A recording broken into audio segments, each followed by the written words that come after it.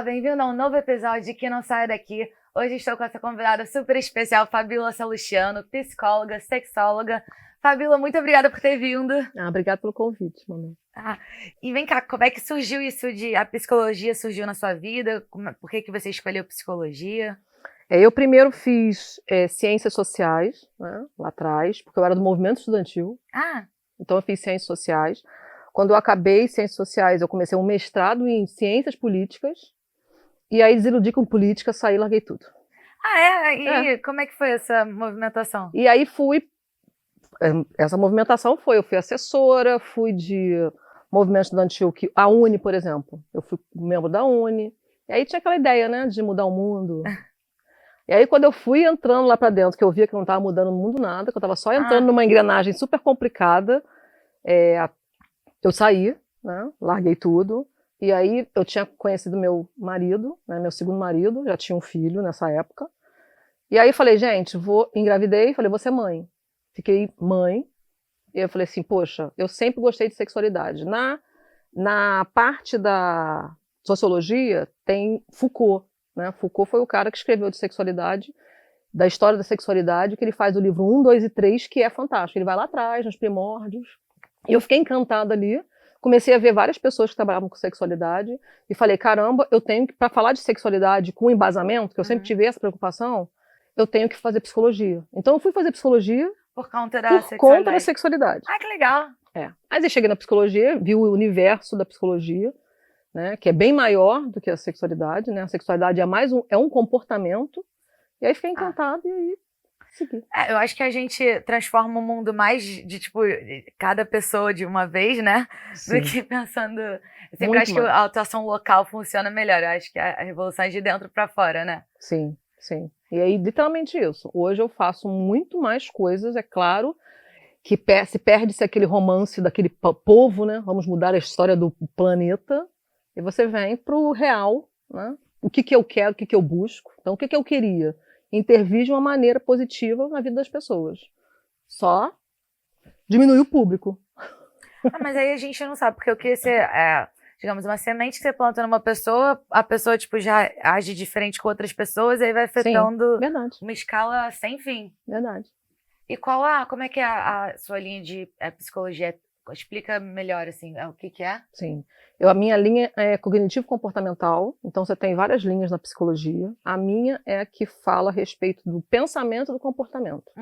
Então, o que quer dizer isso? Quer dizer que eu não vou observar só o que a pessoa pensa. Eu não vou ficar ali e só anotando e entendendo o que ela pensa. Eu tenho que ver como o pensamento dela se reflete no comportamento. Né? Porque a gente pode ter coisas fantásticas que passam na nossa cabeça e se a gente não se comporta, não importa. Eu sou para as pessoas como eu me comporto. Né? Mas eu só existo para o mundo com o comportamento que eu tenho.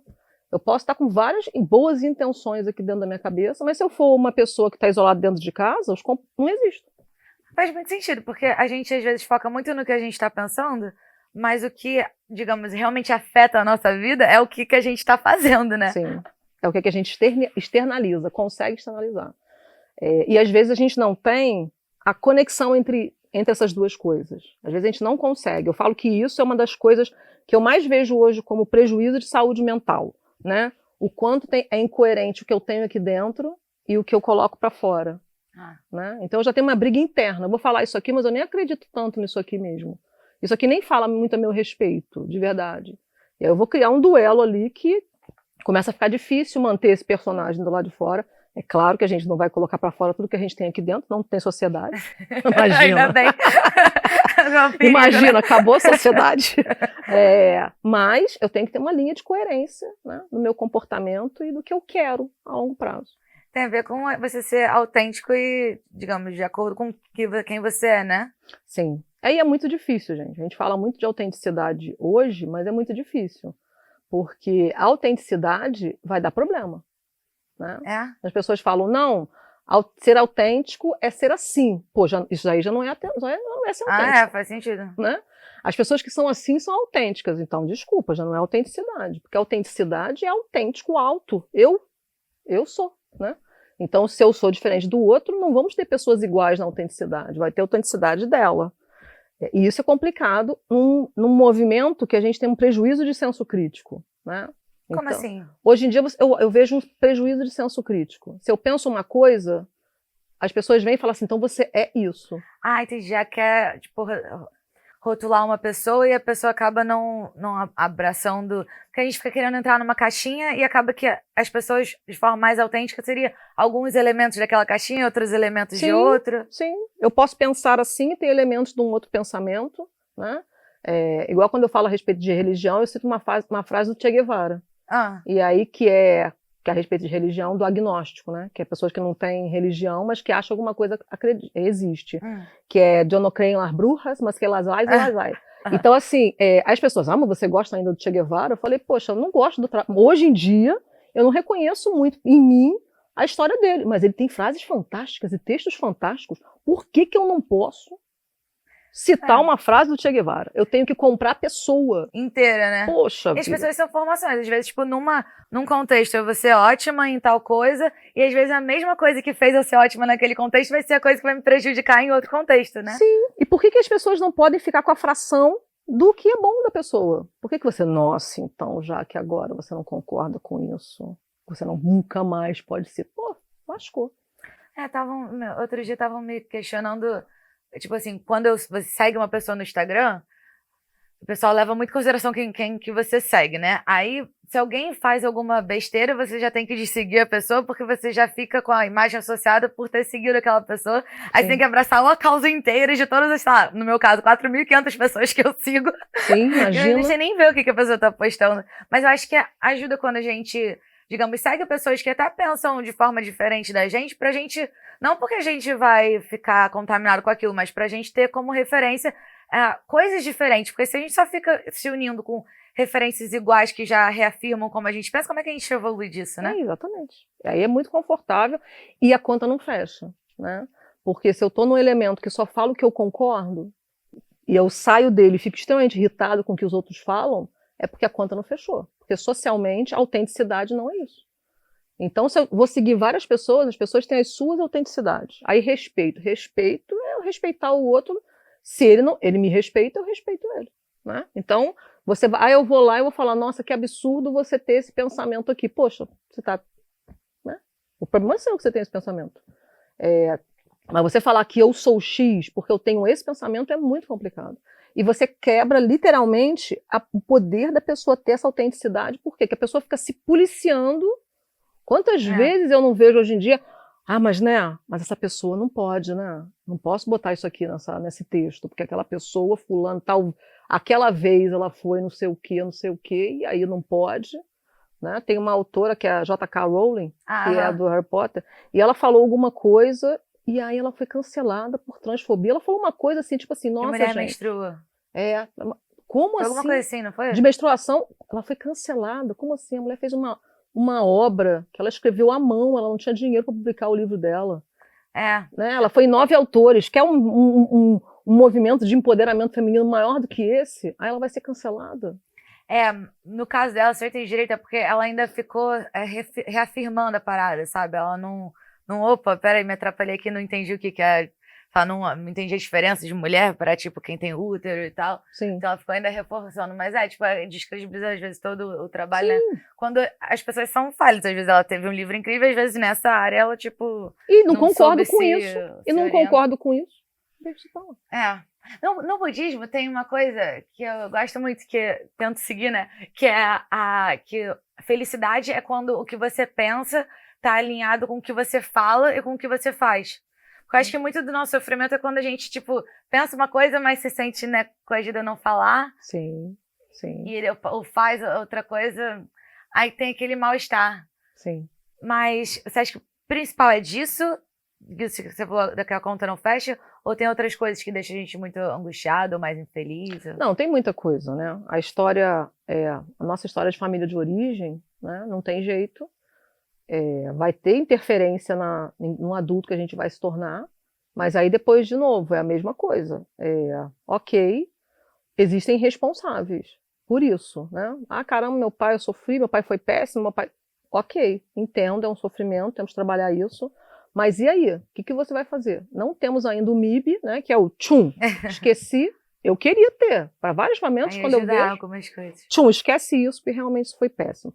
Não tem, e a gente não tem como voltar lá para trás, né? O universo paralelo, o metaverso, e matar esse pai. Não temos como. Então você vai ter que fazer alguma coisa com o que fizeram de você. Não tem mais como. E botar a culpa no passado o tempo todo me faz ficar preso ali. Eu fico preso ali. Você fica ressentido e sem ferramenta. Eu fiz psicanálise a minha vida inteira, basicamente. Desde que eu aprendi a falar, minha mãe botou na psicanálise. Mas aí depois de, literalmente, 15 anos fazendo... 15? Dos 7 aos 25... 7 aos 27. 20 anos fazendo psicanálise. 20 anos! 20 anos fazendo psicanálise. Eu senti um pouco disso, assim, que eu ficava um pouco consciente das coisas ruins que aconteciam comigo, que aconteceram. Só que eu não me sentia o que eu podia fazer em relação àquilo. Parecia que eu só criava um ressentimento, ficava, nossa, fulano e ciclano foram escrotos comigo, mas... E aí? Mas porque eu continuo querendo as coisas, continuo querendo me relacionar com as pessoas, o que eu faço a partir disso? Sim. E foi aí que eu fui buscar a terapia cognitivo-comportamental e eu gostei muito dessa diferença, assim, de sentir que no que eu foco nos meus comportamentos, não é que eu, tenho culpa do que fizeram comigo, mas eu posso me responsabilizar pela mudança e passar a me proteger melhor ou atrair pessoas diferentes, né? Sim, com certeza. A psicanálise, Freud a meu ver, ele é o pai da psicologia, né? As pessoas falam de... Quem formou a psicologia como ciência foi Wundt, em 1867, Wundt, com uma psicologia experimental, porque na ciência você tem que ter número. Então ele fez lá um monte de experiência, tipo Pavlov, né, aquele do cachorro, que você aperta o sino, e ele fez um condicionamento lá experimental e ele conseguiu colocar a psicologia como ciência, porque ele treinou... Não sei, esse cachorro que aperta o sino, não tô ligada, não. Pavlov fez uma experiência de um cachorro, né, com um cachorro, primeiro, que o Wundt foi fazer com o ser humano, de treinar o indivíduo de acordo com o estímulo.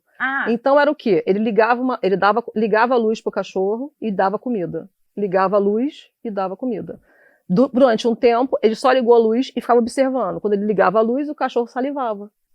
Então ele começou a ver o condicionamento, ele condicionou de o gatilho, cachorro. estímulo e comportamento. E aí o Wundt colocou isso para o ser humano, que é uma crítica até hoje que tem, a análise do comportamento, que é o behaviorismo, que é sem o cognitivo comportamental, só o comportamental.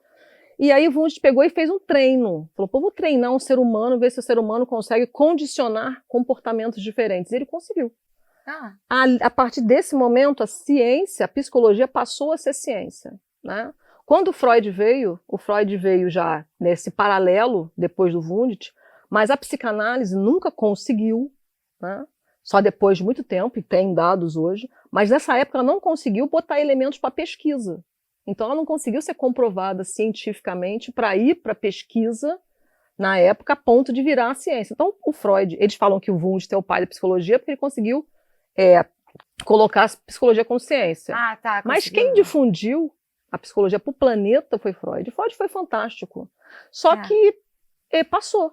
Né? A gente hoje em dia, imagina, Freud começa a escrever os picos de literatura do Freud em 1910, gente.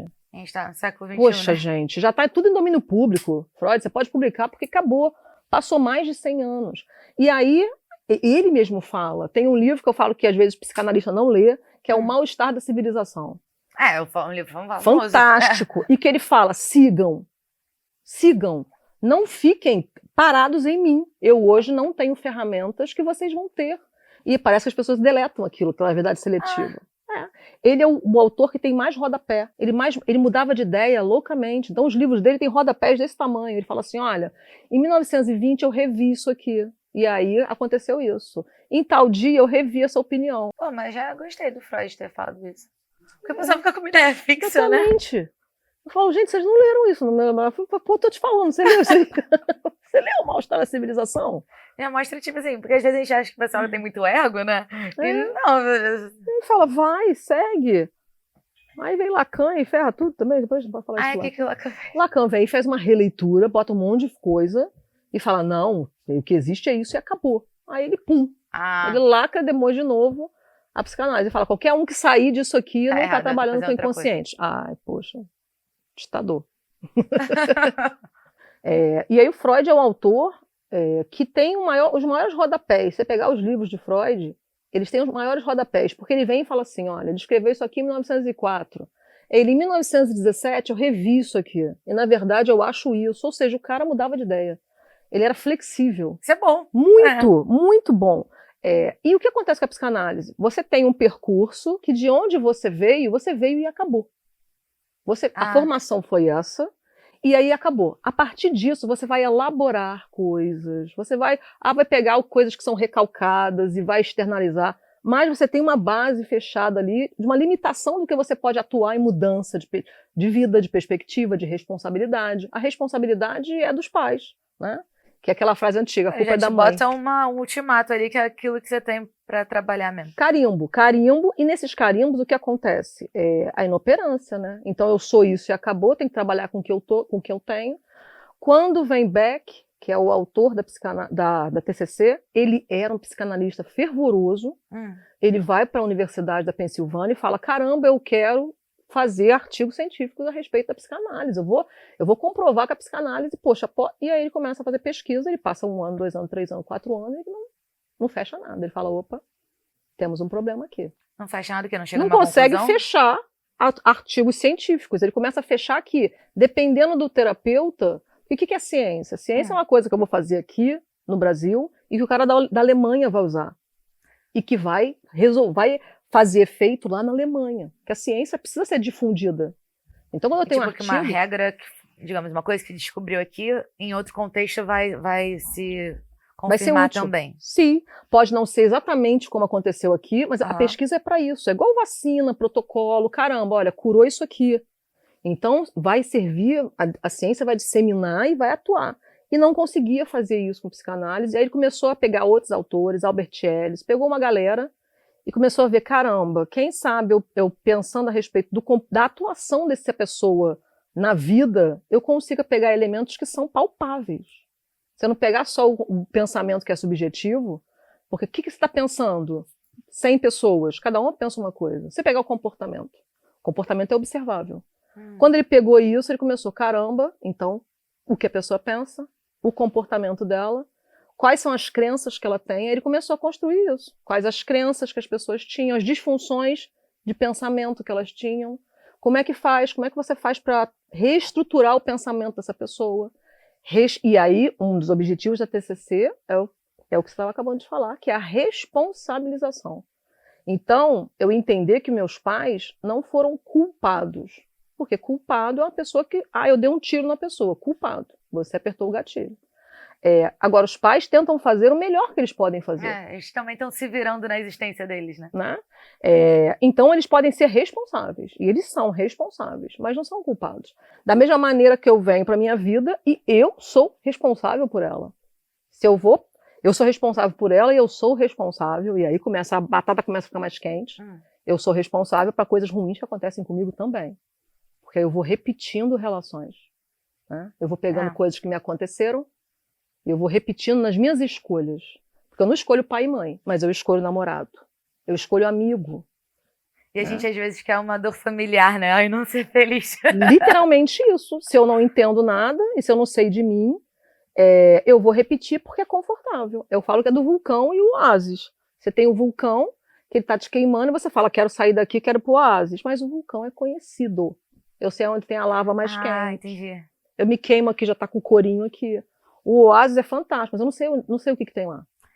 Muita gente fica reclamando. A gente tá vendo bem na internet, né? O pessoal fica reclamando de relacionamento, que ninguém quer nada sério, mas as pessoas também, às vezes, se veem nos mesmos, repetindo os mesmos padrões, né?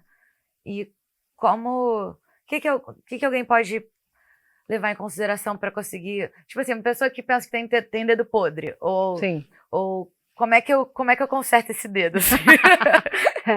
Isso é uma coisa muito interessante, porque as pessoas falam assim, eu tenho dedo podre. Eu falo, então, você não tem dedo podre. O seu processo seletivo é esse, é o Enem. A gente tem o Enem. Então, assim, e é muito ruim falar isso, sabe por quê? Porque você sai de um lugar de vítima para coautor. Então, não estou dizendo que não tem, caramba, então eu conheci uma pessoa péssima que fez mal para mim. Sim. Mas a pessoa foi amarrada a você ou você... mas eu não sabia. Você tem o dedo podre. Então, mas 5 pessoas, a mesma situação aconteceu, as pessoas nem se conhecem.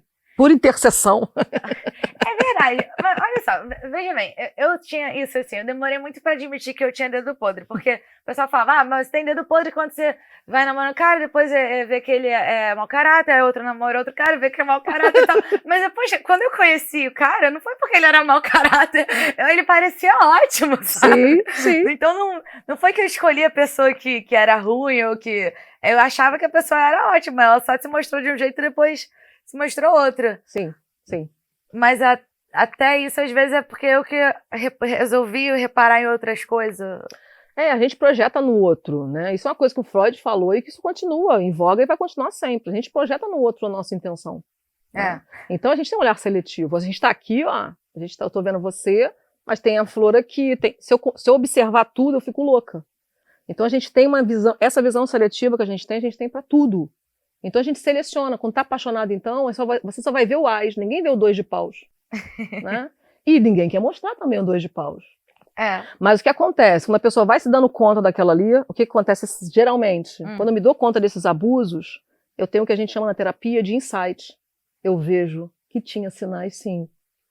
Eu ia falar isso, que é unânime, tanto comigo com as minhas amigas, quando a gente quebra a cara, a gente vê que, nossa, a pessoa já tinha se mostrado lá atrás, a gente só achou que não, a forma de dizer... para. Ou seja, tadinho, tava ali. Não, é que ele teve algum problema lá. Não, e tem isso também, né? Nossa, mas é porque foi assaltado e sequestrado. Gente, porque a pessoa sofreu isso quando era criança. Poxa, aí de novo, responsabilidade pelo que eu sou. Se eu for perdoar as pessoas com as coisas ruins que elas fazem, pelo que elas passaram, eu esvazio o Carandiru. Abre a porta do Carandiru, sai todo mundo. Por quê? Porque todo mundo lá teve uma história triste. Mas eu também tive. Você também teve. Então a gente tem escolhas. Se a gente tirar essa escolha humana de ser a melhor versão, a gente complica muito. Porque muitas vezes acontece isso, principalmente mulheres. Mas nossa, como é que eu vou fazer isso com ele? Porque a mãe dele foi péssima, o pai dele ele apanhava muito. Pô, ele apanhava muito e te bate? Né? E aí tudo bem? Então é isso? Então você tá bem com isso? Ok. Às vezes ele fez o melhor que ele podia fazer, mas aí você vai aceitar aquilo? Não tá, tipo assim... digamos, uma pessoa que matou alguém sem querer, a outra pessoa não tá menos morta por conta disso, né? Sim. E aí você percebe que é o seguinte, qual a dificuldade? A dificuldade, às vezes, e é horrível quando a pessoa se dá conta disso, é de que eu posso falar que não quero ficar naquela situação e que ele faz isso porque a mãe fez. Mas, na verdade, eu estou ficando na situação e aceitando a situação. Eu já sei que vai continuar assim. A dor é essa. Porque eu não tenho... Quando a gente aceita, a gente tem que ver o que a gente faz. Ou a gente resigna, ou a gente muda. Mas e quando a gente sente que a pessoa... Porque acontece muito das pessoas serem manipuladoras ou fazer... Ainda mais nós como mulheres, que eu sinto que a sociedade já faz a gente se sentir culpada tão facilmente por qualquer coisa. É fácil usar esse gatilho, se sentir culpada, se sentir responsável. Como é que a gente faz pra conseguir quebrar isso e sair de um relacionamento tóxico, por exemplo? Sim. Então, a primeira coisa é eu entender a minha responsabilidade, né? Então, o meu processo seletivo. Então, eu entender o quê? Eu dar uma olhadinha lá atrás e falar, caramba, aquele cara ou aquela garota que eu tava afim, né? Aquele que era muito legal e mega meu amigo, ele falou comigo que queria ficar comigo, caramba, não deu nem tchum. Eu nem... esse é meu amigo, tá? Eu ia falar isso, que a gente mas aquele outro, que era o que ficava com todo mundo, que era lindo, bad boy, aquele que eu falava, eu quero esse. Esse aqui. Vou lutar. E, nossa, ele tá louco por mim. A gente tem que voltar para esse elemento de escolha, né? Do momento onde o que me atraiu. Quais os candidatos que eu deixei de lado? Quando eu volto para isso, né? Que eu vou ver essas responsabilidades, ali que eu vou ver, caramba, o que é responsabilidade minha? Responsabilidade. Que é tipo, eu sempre pergunto, nossa, mas a culpa é toda dele. Eu falo, então, é casamento japonês? Você conheceu ele no dia do casamento? Casamento japonês, japonês tem uns lugares das províncias do Japão, até hoje, lugar super moderno, mas tem. Na Índia também tem. A pessoa conhece o noivo no dia. Foi assim? Não. Então, sorry. Você fez o processo seletivo dele. Né? Quantas vezes não vem pessoas, não, porque ele fez isso com fulana, mas... Comigo vai ser diferente. O meu amor... o meu amor vai salvá-lo. Porque ele disse que nunca esteve tão apaixonado quanto está por mim. Então, desculpa. É a pessoa, nossa, me relacionei com ele era casado. E agora está me traindo. Então, quem diria? Como eu vou te dizer isso? Como eu vou te dizer isso? É muito tranquilo eu falar, nossa, ele é um picareta, eu não pensei que isso fosse acontecer. É mais difícil eu falar, poxa, eu assumi esse risco. Eu só fingi que não estava assumindo. Às vezes a gente gosta de ouvir uma mentira também, né? Muita gente gosta muito. Mentira é comportamento social. Mentira é comportamento social. Só que a gente tem que ver o quanto... E às vezes o que acontece? Essas pessoas com um caráter mais, né, complicado, elas são muito fáceis de falar. Elas falam coisas. Né? E aí, para pessoas que querem ouvir aquelas coisas, é fantástico. Nossa, olha só. Né? Tanto que você tem psicopata. O psicopata faz o quê? Ele fala exatamente o que você quer. Ele é um camaleão. Ele fala exatamente o que você quer ouvir. Como é que ele tem esse talento de, tipo, ler a pessoa rapidinho e já agir? Ele está acima, né? O psicopata está acima. Porque a gente tem ali regras, virtudes, valores. Ele está acima. Não é aquele psicopata que é o folclore também, né? Que vai ser o cara que vai matar serial killer, nada. Isso é 0,001. A maioria está aí, ó, convivendo. O objetivo deles é aquele. Então, como é que eu vou fazer para alcançar isso? E aí, o que a Manu quer ouvir para ela ficar loucamente apaixonada? Então, quando a pessoa chega e fala assim, nossa, olha, tô com 1 mês com essa pessoa, mas parece que eu conheço ela toda a minha vida. Eu falo, poxa. Eu tava lendo um livro que é Mulheres que Amam Psicopatas. E tava falando que... É porque você falou isso de... a pessoa tem 2 opções. Um cara que parece super bacana, super, tipo, sabe, com super caráter ótimo e tal. E o outro que é uma galinha. E a gente, às vezes, vai no outro. E eu sinto que algumas pessoas falam, não, mas eu sou entediante, no outro, pelo menos faz eu me sentir viva. E aí, nesse livro, tá falando de como algumas mulheres tendem a gostar dessa coisa da impulsividade ou da... Como é que é isso, assim? Porque a gente sente que é um instinto, ou que a gente tá ouvindo o nosso coração, mas aparentemente não, né? A gente podia canalizar para uma outra coisa. É por isso que essa volta, né, é importante da maturidade. O que é a maturidade? Maturidade não é tempo, não é idade. Coisas que eu passei que aprendi. Então eu caí. O conhecimento, o maior conhecimento que o ser humano tem, ele é por experiência. Esse é um problema das novas gerações. As novas gerações têm a competência aparente. Eles sabem de tudo, não viram nada. Né? Então leram vários livros, viram vários vídeos, né? Então, a criatura com 18 anos é médico, né? É médico, psicólogo, coach. E o que você fez? Não, na verdade, tem fobia social, não sai de casa. Fala, meu amigo. Né? Então, o contrário da experiência por aprendizado, por passar por isso. Então, a gente vai levando as pancadas, né? Vai fazendo a linha do tempo para voltar. Como é que eu consigo ver os meus erros? Quando eu vejo situações iguais que aconteceram com pessoas diferentes. Aí, de novo, 5 pessoas diferentes, aconteceu a mesma coisa. Então, a pessoa que fala assim, nossa, 5 relacionamentos últimos que eu tive. E a TCC faz isso. Vamos fazer uma linha do tempo. Seus últimos 5 relacionamentos, como que acabaram? Tem gente que fala, tudo igual, sempre me traem. 5 pessoas. Eles se conhecem? São da mesma família? Não. São de países diferentes, às vezes. Então, vamos lá. Por interseção, quem que está aqui? É você. Então, vamos entender o que acontece. O processo seletivo, quando eu volto para isso, né, eu vou começar a ver o quê? O que realmente eu quero numa pessoa a longo prazo. Porque é essa que vai falar várias coisas rapidamente para você, o quanto ele vai falar isso para você daqui a 20 anos. Né? Dependendo do que você quer também. Porque a pessoa fala assim, não, eu quero viver independente, minha vida, não quero ter... quero viver loucamente, se eu cair de cabeça no chão, tá ótimo, vamos bola pra frente, que ótimo. Mas tem gente que quer isso mesmo? Ou você acha? Eu acho que a conta não fecha. Eu acho que a longo prazo bate o relógio do alguém para partilhar a vida. Eu acredito nisso, né? Mas, às vezes, a pessoa ou não quer, né? Ou às vezes acontece, a pessoa fala assim, não, eu não quero mesmo. Eu vou sempre identificar o sofrimento do indivíduo, né? Tipo assim, o quanto você não quer alguém para partilhar a vida, né? E às vezes partilhar a vida não é, caramba, vou casar, ter filhos e ter um cachorro e ter cerquinha. Né? Às vezes não. Às vezes a pessoa não vai casar, às vezes tem relacionamentos que são um trisal, tem relacionamentos que são, né? E aí se a conta, é o que eu falo, se a conta fechar, não tem problema. O negócio é que a conta muitas vezes não fecha. se fala muito hoje em dia de não monogamia e tal, né? Tem relacionamento fechado, relacionamento aberto. Um amigo meu recentemente descreveu o relacionamento dele como frouxo. Nova nomenclatura, boa. Que falou que ele é relativamente fechado, mas quando eles estão juntos, eles podem pegar alguém juntos. E tá meio frouxo, assim, porque também não é aberto. Sim. E não é semi-aberto, só para um lado. Acho que esse é mais comum. É mais comum e o outro não sabe, né? Então não é semi-aberto. Exato, não é? E tipo, eu tenho alguns amigos que são não monogâmicos e algumas pessoas adoram levantar a bandeira de que a galera não monogâmica não é corna, né?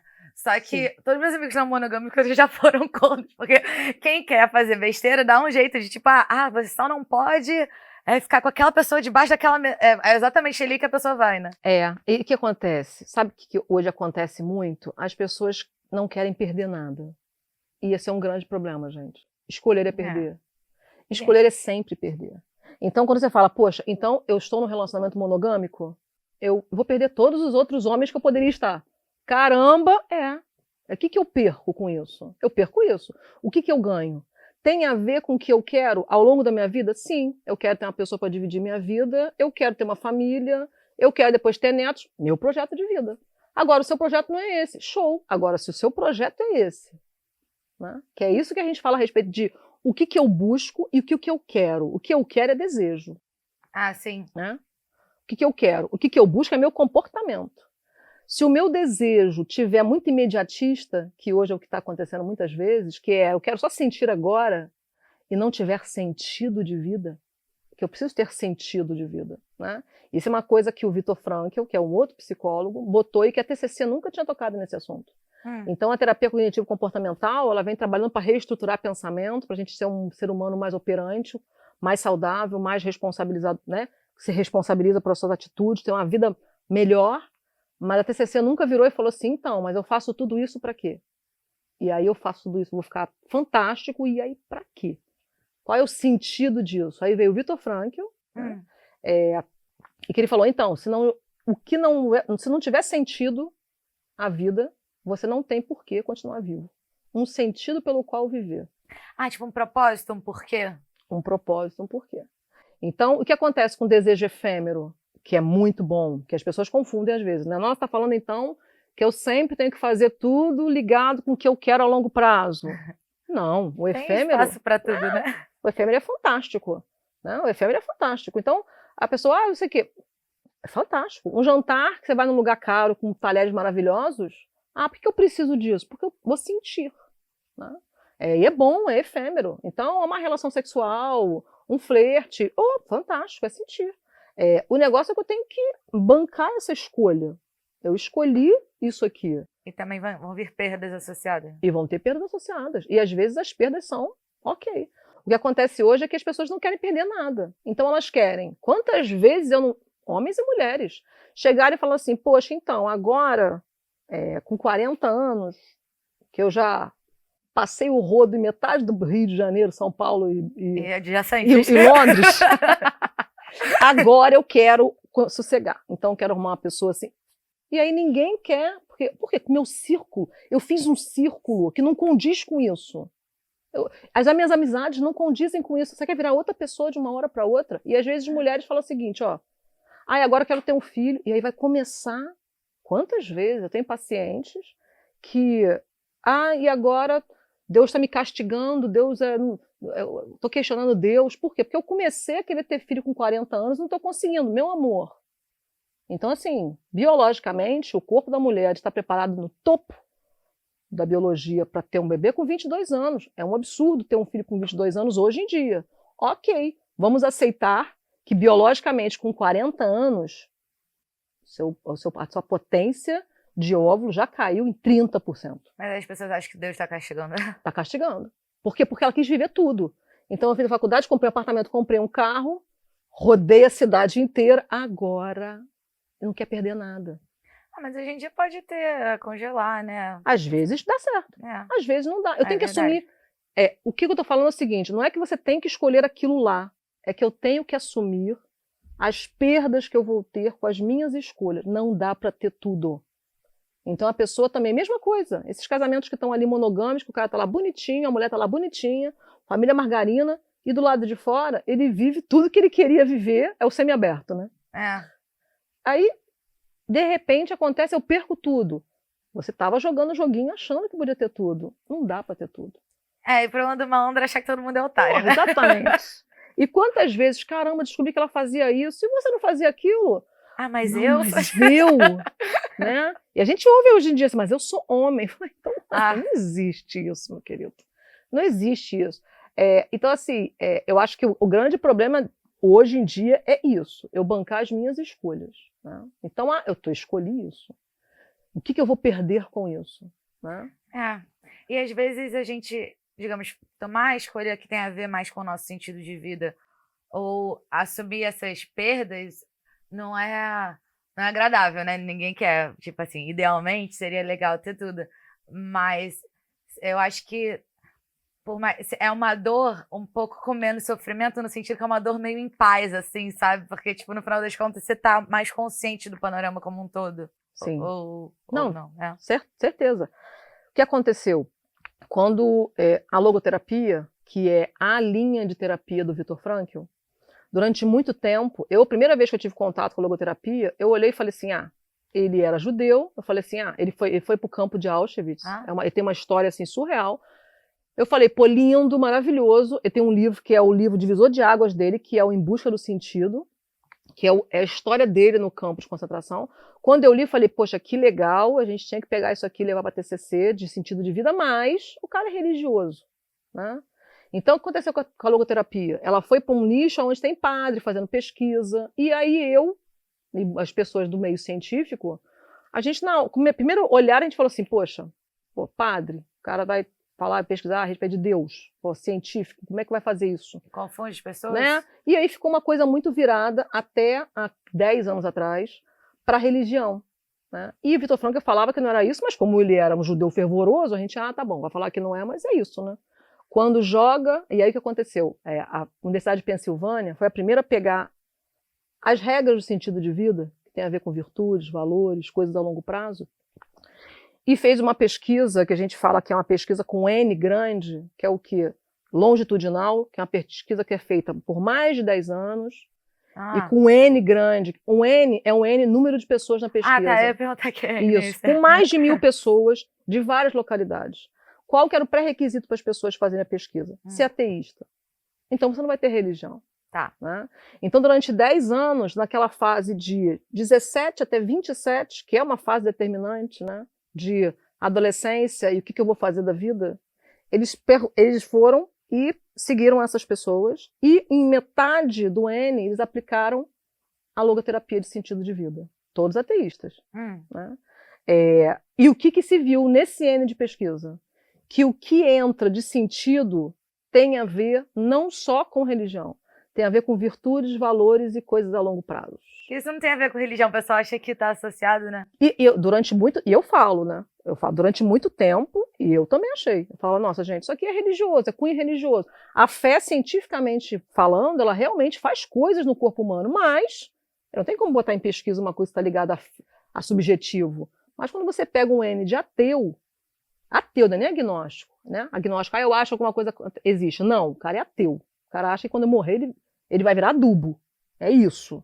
E você tem uma noção de que as pessoas que têm sentido foram pessoas que pegaram o desejo, né, e colocaram o quero a longo prazo, né, que é carreira, família, pessoas que eu amo, conexões, e elas realmente têm mais saúde mental e mais qualidade de vida e querem viver.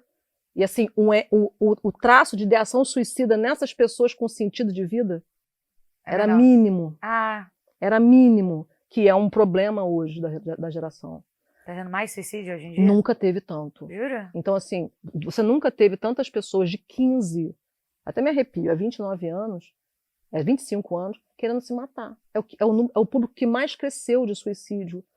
Nunca, assim, nos últimos 20 anos, não, nunca na história do planeta. Mas será que é devido a quê? Eu acredito que é a ausência de sentido. A ausência de sentido infelizmente, a geração de pais, que é a minha geração de pais, que quis dar para os filhos tudo que nós não tivemos. Então, vai ter tudo que a gente não teve. Vou te dar tudo. Né? E aí a gente só deseja o que a gente não tem. Aí a gente tem tudo e não fica feliz. É, o que acontece? Quando eu tenho as minhas necessidades supridas sempre, vai ter uma hora que a vida vai chegar. A vida chega na adolescência. A adolescência é uma porcaria para todo mundo. É horrível.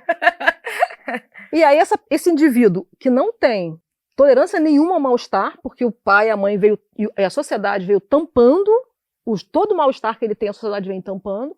Quando ele bate na vida real, que é lidar com o outro, que ele sente essa ausência, junta a adolescência com essa imaturidade que já era para ele ter. Alguma tolerância ao mal-estar. Que é, não, você não vai ganhar presente. Não, você está de castigo. A professora zangou com você. Pô, zangou porque ela tem razão. Hoje em dia você tem as mães que estão no grupo e no colégio tradicional. Os meus filhos os 3 estudaram no mesmo colégio. Então eu tenho recortes das mães do meu filho de 29 anos, que estudou no colégio tradicional, do de 20 e do de 14.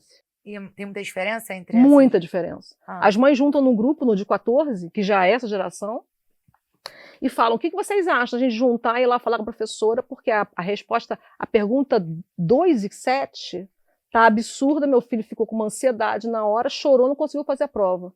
Oi? Primeira coisa, seu filho tem 14 anos, você tá lendo a provinha dele? Você tá lendo, você leu, você estudou a matéria, você tá vendo a incoerência da pergunta, e outra, e ele teve um ataque de ansiedade numa prova difícil, ele tá no 8º ano, desculpa te falar. Né? É porque ele vai ter que lidar com aquilo também. Ele vai ter que lidar com aquilo. Você elegeu o colégio. Então as pessoas querem mudar a máquina. Para quê? Para atender o filho delas. Isso, gente.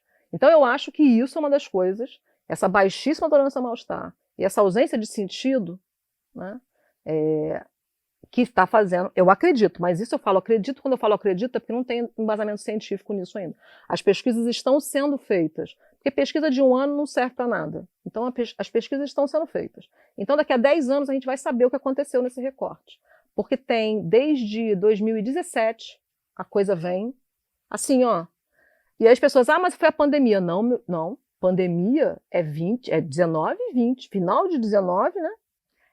Oficialmente março de 20, né? Então assim, 17 começou isso. É muito, já vinha crescendo. Mas avassalador, então, hoje em dia, se eu perguntar para você se conhece, já ouviu falar de um adolescente que se matou? A pessoa já. Você não tinha isso antes, gente. Eram esporádicos. E nunca se falava muito também, não tinha uma coisa de não se divulgar para não dar ideia, uma coisa não assim? Pode, né? Você não pode realmente tomar chamada, porque você tem o efeito copycat, que é verdade. Na Coreia, por exemplo, eu esqueço sempre o nome daqueles grupos da Coreia de música, gente. K-pop? K-pop. Se um K-pop se mata, gente, é uma avalanche de suicídio. Nossa, imagina que são ídolos das pessoas. É uma avalanche de suicídio. Então você não pode divulgar. Nos Estados Unidos é proibido qualquer divulgação, até em jornal. E no Brasil, hoje em dia, você já faz. Você não tem uma lei, mas já tem um contrato tácito, assim, de que quando divulga, piora. Eu soube de poucas pessoas, mas todas as pessoas que eu soube, na hora de falar, nunca foi nomeado como suicídio, era sempre alguma outra coisa. Sim, sim. E muito jovem. Naquele momento onde você está se preparando para a vida. Como é que você já quer morrer? Mas não tem uma coisa do cérebro do adolescente ainda não estar formado? Tem. Isso não influencia? Esse é o negócio da tolerância ao mal-estar, que eu acredito que pode ser, né? É porque a adolescência vai ser péssima, né? Mas se eu venho desde lá de trás, quando a gente começa a apresentar mal-estar para uma criança, gente, 3, 4 anos. Não pode, não vai. Limites básicos, né? E mal-estar mesmo. Hoje em dia, por exemplo, eu falo que se eu virasse para minha mãe e falasse assim, mãe, vamos brincar comigo? Eu acho que ela ia capotar de rir. Ela quer, tá louca, eu vou brincar com você, menina? Vai brincar com você que é criança. E ela seria péssima. Hoje as mães, eu tenho que montar 10 Legos com meu filho. Eu não suporto Lego. Então, por que você tem que montar Lego pro seu filho? Você vai sentar, tempo de qualidade. Eu tô ali no parquinho com ele, vai brincar com quem? Vai brincar com outras crianças. E eu tô aqui perto de você, vai brincar com você mesmo, imaginação. Então, assim, os adolescentes hoje, quando eu vou tratar a parte sexual de jovens adultos, eles não sabem imaginar, tá? Não teve tédio. Porque é no tédio que a gente imaginava. É verdade. Tá sempre com uma tela na frente. Sempre. A minha parte sexual. Que eu vi e falo assim, olha, Imagina aí, não consigo. Eu tenho que pegar um X vídeo. Eu falo, lascou. Você não consegue produzir? Não, se eu produzir, eu vou produzir uma memória do X vídeo. Então você não produziu a memória. O que fazia a imaginação estar ali era o tédio. Você está com tédio, você, fazer o quê? Pensar naquilo, fazer um teatrinho, fazer um negocinho, uma configuração. Deixa eu imaginar que alguma coisa está acontecendo. Como não tem, a criança vira... Quantas vezes eu vejo no restaurante a criança, quero ir embora, vou fazer o quê? Toma aqui um iPad para você. Eu tenho uma prima que ela sempre fala isso em relação aos filhos dela, que ela nunca deu tempo de tela, ainda mais em restaurante, porque ela fala da importância de juntar as crianças na rotina e ensinar que a criança aprender que ela espera. Porque se você sempre dá a tela, você está ensinando a criança que ela nunca espera, que ela sempre tem que estar sendo entretida e não dá essa tolerância. Eu não tinha pensado como toleração mostrar, eu pensei numa paciência assim do geral. Sim. Mas acho que tem a ver com isso, né? Você, tipo, se aguentar no seu próprio pensamento durante... Tem muito a ver. A outra coisa é um amor incondicional que os pais dessa geração deram para os filhos.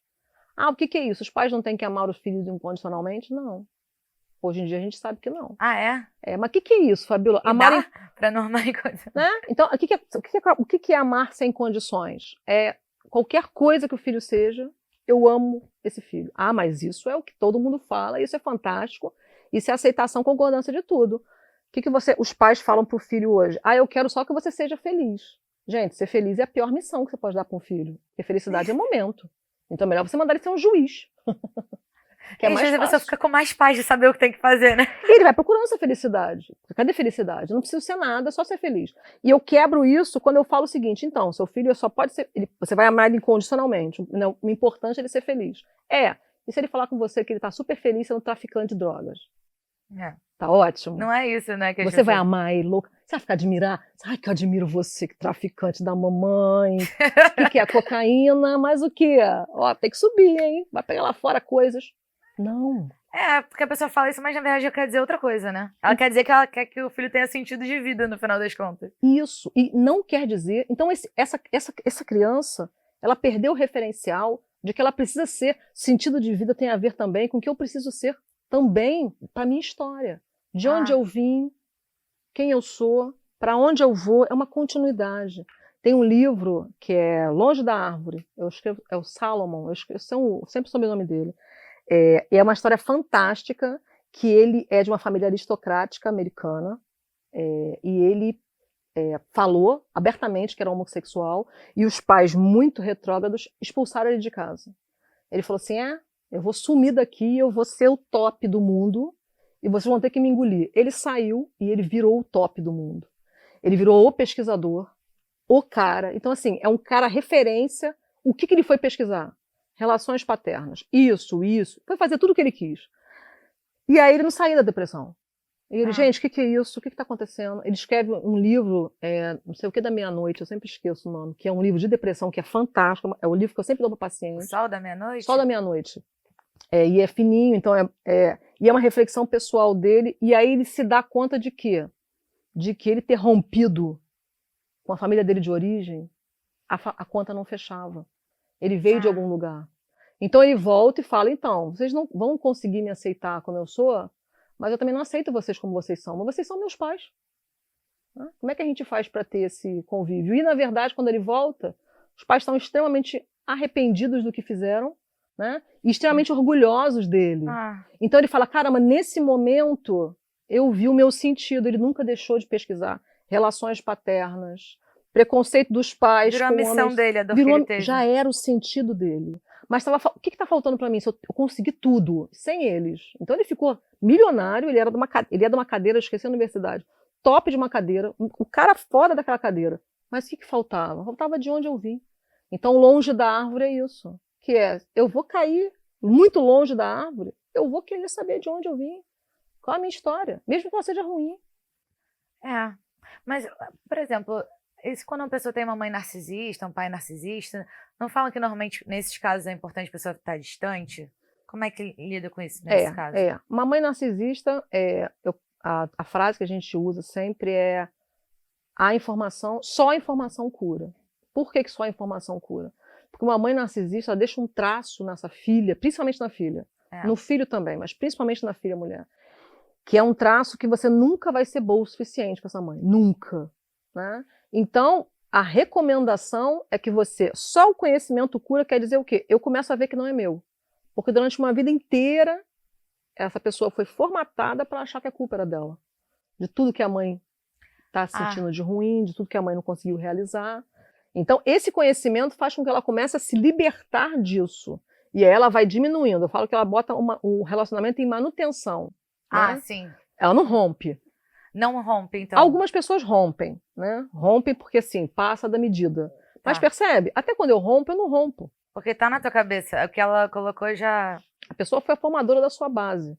E isso é uma das coisas que é muito difícil, a angústia e o sofrimento de quem se dá conta de que teve uma mãe narcisista é muito difícil. Por quê? Porque vai interferir em toda a vida do indivíduo. Mas, de novo, você vai ter que fazer alguma coisa com o que fizeram de você. Porque é complicado. Acho que algumas pessoas querem buscar o acolhimento da pessoa que te machucou, né? Sim. E não vai ser ali que a pessoa... Nesse caso, não vai. Porque a mãe narcisista não vai ter... Ela nem... As pessoas falam assim... Tem pessoas que... Eu fiz um conjunto de lives sobre mãe narcisista. E aí tinha umas pessoas lá que falavam assim... Nossa, eu acho que eu sou narcisista. Eu só acho que eu sou uma mãe narcisista. Eu falei, então, você não é. Porque você está questionando isso, já te tira disso. O narcisista não se questiona se ele é narcisista. Ele nem quer. Imagina, eu vivi para essas pessoas. Eu vivi para meus filhos. Entendi. Não existe o fato, ao contrário. Nossa, como assim? E ela na ponta, nossa, falou narcisista, né? Não tem essa... A gente é uma boa referência aí pra colocar. Já fiquei aliviada, tipo, se alguém tá preocupado. Eu sou narcisista, você não é. Posso ter traços? Pode ter traços, mas não é. Porque a sua simples preocupação de si já te tira disso. O narcisista está em outro patamar. Ele nunca é culpado. Nem se questiona. Não, imagina. Não vai nem para terapia. Quem vai é o produto. Quem vai é a pessoa que foi atravessada pela vida dela. Né? Mas narcisista não vai. O narcisista vai para terapia no fundo do poço.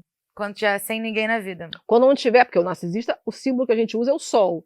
Quando não tiver mais nenhum planeta rodando em volta dele, nenhum satélite, aí ele vai para terapia, que não tem... Aí aconteceu comigo. Aconteceu que ninguém ficou, né? Todo mundo foi embora. E a interseção é aquela pessoa, né? Por interseção aqui, pegando a Via Láctea inteira, todo mundo foi para Andrômeda, ficou só você sozinho. Por interseção é você. Mas é muito difícil. Só quando perde a majestade. É muito difícil para terapia, porque tem que se dar conta, né?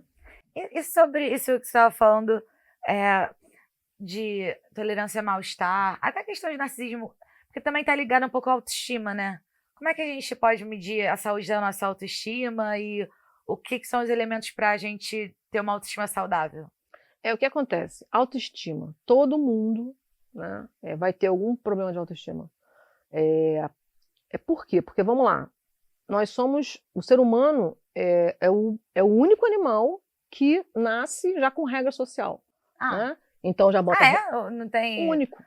O resto mesmo é todo quando, mundo por exemplo, tem aqueles bichinhos que, sei lá, eu vi outro dia um peixe que faz um desenho no fundo do oceano para peixinho, isso não é... Isso é outra coisa. Tudo instinto. Tá. Até os mais inteligentes, né? Que você tem a baleia orca, que ela é inteligentíssima. Então ela vê uma imagem, até memória fotográfica. Então mamíferos mega inteligentes, o golfinho, a baleia orca, tem um tipo de chimpanzé que é o bonobo, que é uma única fêmea mamífera terrestre que tem orgasmo. É a única, é o macaco bonobo, você vê. Até esse animal, ele é movido só no instinto. Se eu treinar ele, vai fazer só para ter recompensa. Não é porque ele teve a mente em perspectiva. Então o ser humano já nasce, é o único que tem a mente em perspectiva. Sim, entendi. É o único que fala, caramba, eu tenho que reservar comida, porque senão eu não vou ter comida amanhã, porque amanhã não abre supermercado. Pensar a longo prazo, né? O bicho não tem isso, né? O bicho poderia, por exemplo, né? Tá na neve, enterra a comida que eu vou ter comida para 3 meses. Ele não faz isso. Até quem, hiberna é por instinto. Ele hiberna porque ele não... Justamente, tá inverno, ele podia ter guardado comida, feito uma geladeira, mas ele não guardou. E aí não tem comida. E aí, se ele não dormir, ele morre. Então, o animal é instinto. O ser humano, a gente já vem socialmente, roupa, regras, como se comportar. Então não tem como, nisso, eu ter uma autoestima, assim, nossa, 100%. A gente sempre vai ter questões de autoestima.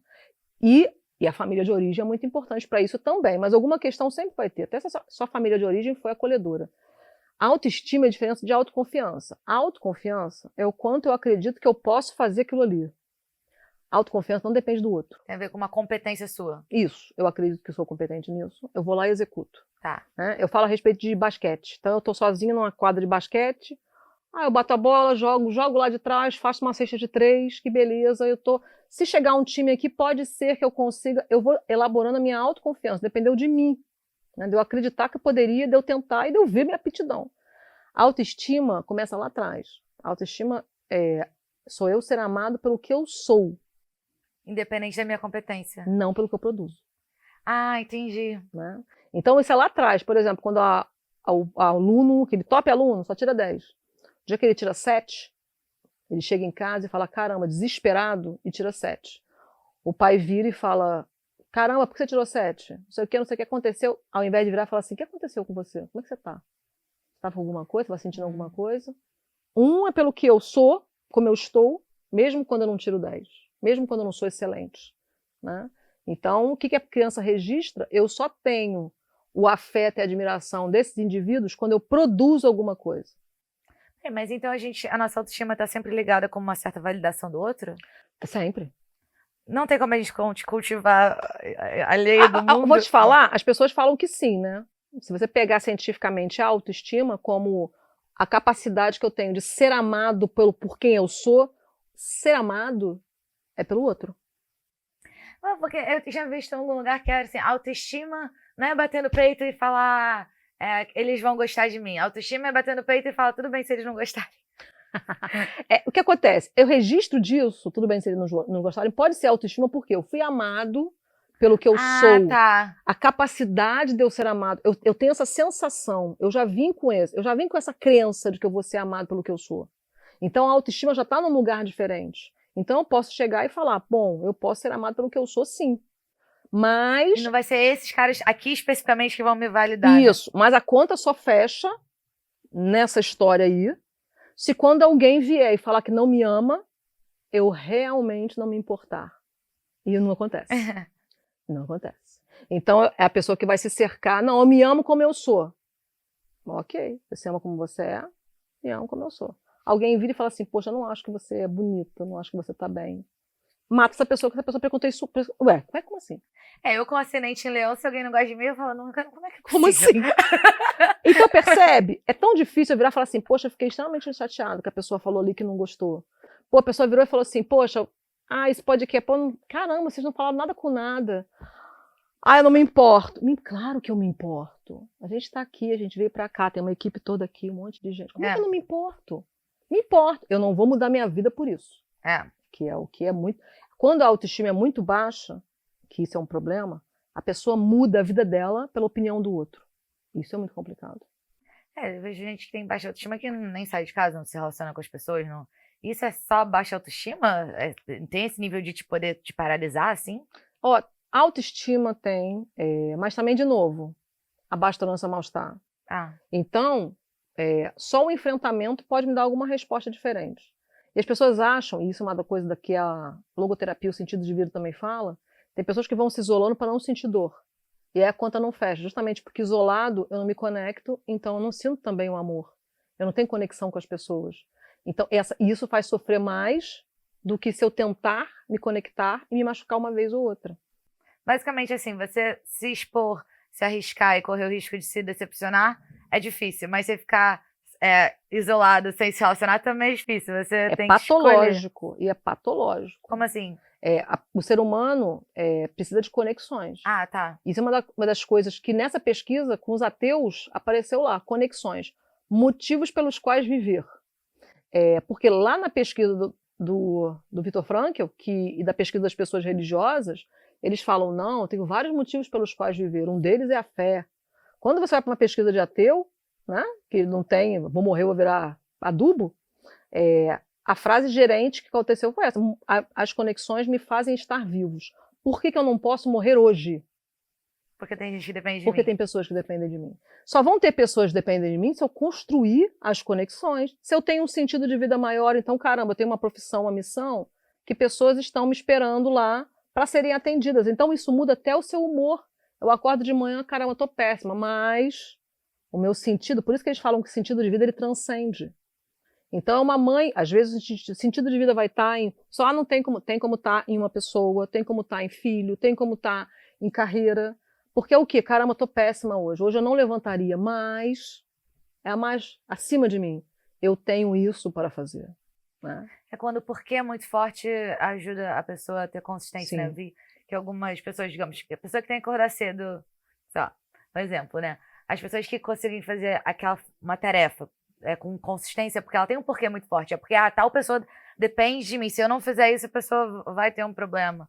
Sim. E também eu estava vendo um documentário na Netflix sobre longevidade, e que as pessoas que viviam mais tempo era que tinha um senso de comunidade. Às vezes você não tem mais família ou grandes amigos, mas morava perto de gente que se ajudava, tinha esse propósito em senso de comunidade, né? Olha isso, conexão. Então, tá vendo? E aí o que acontece muito hoje? Quando você acha... Quantas pessoas não tem falando assim, caramba, eu não quero ter essa pressão, então eu não quero ter horário, eu quero ficar na minha, quando eu estiver bem, aí eu faço isso. Essa conta não fecha. Você acha que é livre? E aí, quando eu estiver bem, sabe, não é bem nunca, porque o nosso cérebro, ele quer que a gente fique num lugarzinho, comendo, bebendo, tendo um lugar para fazer xixi, cocô e dormir. O nosso cérebro, a parte instintiva, ele quer você vivo. Ele não quer você com novas coisas, enfrentando as coisas, quer você vivo, ele quer o organismo vivo.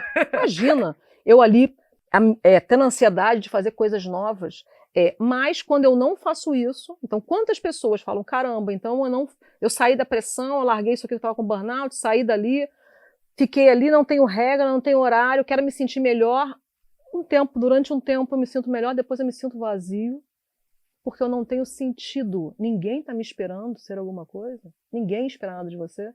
Mas aí eu sinto a pressão, sim, porque quando eu tenho conexão com as pessoas, eu tenho a pressão, eu preciso ser, porque às vezes a gente não está com força de ser. Então, isso que as pessoas falam, nossa, mas eu não quero ter amarras com ninguém. Como assim? De onde você veio? Então, só sentir não traz sentido. Só sentir, que é o efêmero o tempo todo, né? E, de novo, não sinta nada, não usufrua, ao contrário.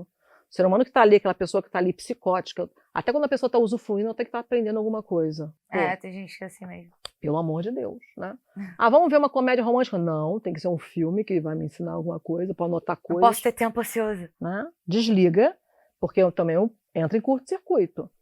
Então, as coisas efêmeras, os prazeres, são como se fosse aquele lugar de escape do cérebro. Eles têm que estar lá. Mas se eu sou escravo disso, né, todo excesso esconde uma falta. Então, quantos vícios não são o quê? Eu tenho que tomar decisões. Quantas pessoas não falam, caramba, eu não estava bem, eu comecei a ficar 2 horas no computador, comecei a ficar 3, 4, 5, hoje eu fico 6, e eu sei que eu deveria estar fazendo outras coisas, mas eu não consigo, eu só consigo me distrair, me sentir menos mal aqui. Por quê? Porque eu estou nublando a minha mente e não estou fazendo nada que me dê sentido. Né? E há um tempo atrás, o que a gente falava na comunidade de saúde mental era o seguinte, caramba, se essa geração conseguir fazer todas as escolhas, né, e ficar bem de saúde, cara, era isso. A gente estava certo, a gente foi reprimido lá atrás. Né? Beleza. Agora, a geração vem com todas as escolhas e quer se matar. Mostra que tem alguma coisa aí que faltou. O número, então a gente não sabe, porque as pesquisas estão sendo feitas, se é abaixo do nosso mal-estar, se é esse incondicional, né? Se é esse... Então, seja o que você quiser ser. Eu acho que as pessoas devem ter uma distorção errada, uma distorção do que é liberdade, né? Porque se ela faz meio que o que ela quer e ela tá infeliz, e se quando você deixa uma pessoa para fazer o que ela quer, você vê ela acabando tendo comportamentos compulsivos ou estando lá viciada em coisas, você não, eu sou muito livre, eu saio com as minhas amigas, bebo todos os dias, sabe? Na verdade, eu tô prisioneira dos meus vícios. Escravo do desejo. E aí eu fico triste. Sim.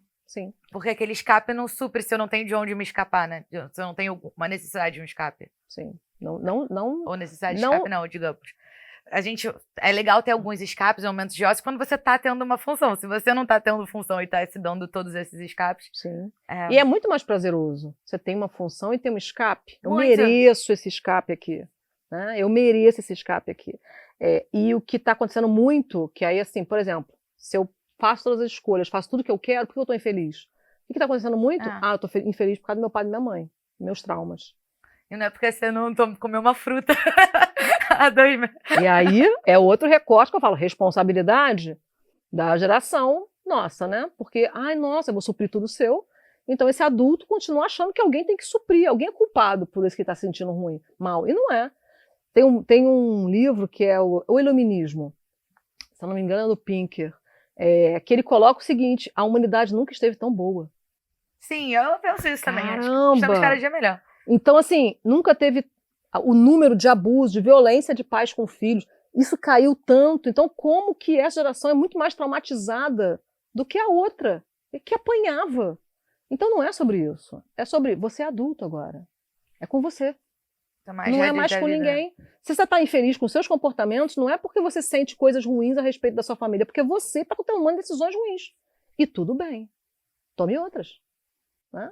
Tipo, me sinto tão mal se tivesse alguma coisa que eu pudesse fazer. Você pode se alimentar melhor, fazer exercício, dormir na hora certa. Se tivesse alguma coisa que eu pudesse fazer. Sim, e tem também o não consigo. Então, assim, não, mas eu não consigo. Eu queria fazer isso aqui, igual a psicologia, né? Muitas pessoas hoje, poxa, eu queria fazer psicologia, mas eu não consigo ficar 5 anos na faculdade. Como assim não consegue? Não consigo, não tem dinheiro? Não tenho. Mas imagina, sentar lá, basta não ser mal-estar. Não quer passar, né? Não quer ter a escolha de recompensa adiada, porque eu vou ter que adiar a recompensa. Eu vou ter que receber o resultado disso depois de 5 anos. Quando num joguinho, a recompensa vem na hora. Como na bebida, a recompensa vem na hora. Dopamina. Na hora. Pô, sexo, vem na hora, jogo vem na hora. Tudo que está ligado a vício, a recompensa é imediata. E é muito bom. Só que a longo prazo não traz sentido. Né? Muitas vezes a gente admira uma pessoa, gostaria de coisas iguais, mas a gente não quer pagar o preço que ela paga, né? Exatamente. Passar pela parte chata, porque é chato mesmo. 5 anos sentado numa cadeira fazendo... Pô, que saco! Mas é necessário. A construção de sentido vem disso, do esforço que eu fiz, do mal-estar que eu tolerei para alcançar aquilo ali. E quando você tem mais autoestima, você tem mais capacidade de tolerar mal-estar? Não. Ou não tem nada a ver uma coisa com outra? Não. Ao contrário. Tem uma galera que foi super amada pelo que foi, né? E que não tem tolerância a mal-estar nenhum. Ao contrário. Eu sou amado pelo que eu fui, todo mundo tem que me servir. Já que eu não sou amada pelo que eu produzo, eu não preciso produzir nada. Quantas vezes? Então, assim, quantas vezes você não se depara com isso em pequenas coisas? Né? Em pequenas atitudes que a pessoa fala que ela realmente ela acha que tem que ter um tratamento especial. Por quê? Porque ela foi. Porque nós somos especiais. Levou o tratamento especial. E nós somos especiais para a nossa família. Né? E é muito difícil, amiga, quando a gente se dá conta disso, de que o mundo. Gente, o mundo não se importa com a gente. Pro bem e pro mal, né? Tipo, é ruim no sentido que a gente tem que fazer o nosso, mas também é bom no sentido que a gente não precisa se levar tão a sério também. Se a gente errar ali, as pessoas vão esquecer rapidinho, sabe? Elas têm mais o que pensar. É nosso. Essa autocobrança, então, tipo, nossa, todo mundo está vendo o que eu fiz. Não. Ainda mais na internet. Você fala, a internet fica pra sempre. Não, na internet você fez um post, ficou ruim. Digamos, ficou ruim no sentido de, não que viralizou porque você falou alguma coisa, uma atrocidade, mas ficou ruim no sentido de não deu certo, tá querendo vender o teu peixe e não foi. Só deletar, ninguém viu. Sim, e se viu. Daqui a 2 segundos. E isso é importante que você falou, que é o seguinte, ninguém se importa, o mundo não se...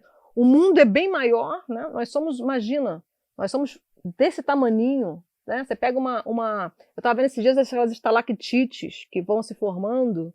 Aí eu estava vendo e falei, poxa, em Ouro Preto... Estalactites, que é isso? Não sei. São aquelas formações... tem as que são de gelo e tem as que são formações calcárias. São aqueles, no teto? Que vai... Aí eu falei, caramba, estava em Ouro Preto. Caramba, que maneiro, esse veio aqui. Aí esse veio aí 120 mil anos. Falei, o quê? Quantos de mim Meu tem Deus. Aí? Quem imagina?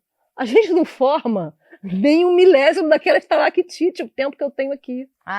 Então é importante também para quê? Para eu entender que eu vou ter que viver, né, a minha vida de uma maneira em que eu vou trabalhar o sentido, sim, mas que eu vou entender que a vida é agora.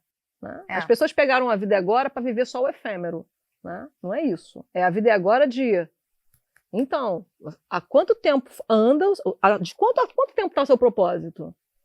Quanto mais longe ele estiver, mais tempo você tem que correr. Né? Não tenho propósito. Então, vai procurar uma terapia. Né? O autoconhecimento, né? Vai fazer pessoal que vai workshop, vai, né? Que às vezes tem um desafio muito grande, por exemplo, quando a gente pensa em sentido de vida, ou pensa no que a gente quer na nossa vida inteira, pode ser uma coisa que trava as pessoas de não pensar no primeiro passo. Mas você tendo a dimensão de tudo, eu adoro aquela história do monge que comeu uma bicicleta, tá ligado, né? Então, tipo, você tem a dimensão de tudo e você pode quebrando em etapas pra descobrir, tá, então hoje, se eu quero chegar ali, dali a 5 anos, eu tenho que fazer isso, pelo menos, sabe? Sim, sim. E é dificuldade, porque eu tenho que tolerar o mal-estar. Porque eu vou ter que abrir mão do efêmero em alguns momentos. Né? E as coisas têm seu tempo de colheita, né? Pode ter uma coisinha que vai ser 6 meses, mas vai ter uma árvore que vai ter 86 anos, né? Sim. Mas e para relacionamento? Essa tolerância ao mal-estar? Porque o pessoal fica falando, hoje em dia também os relacionamentos estão muito superficiais. Tem a ver com essa tolerância ao mal-estar também? Sim, também tem. Tem um autor que é o Bauman, que ele fala de relações líquidas.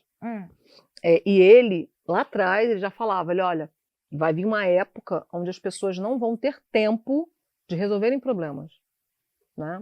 Elas vão entrar numa automático que comecei o relacionamento, eu boto ali os ais, o outro bota os ais, então é isso que vai acontecer. Quando começar a aparecer o 2 de paus, eu, vou embora. Não me atrapalhei.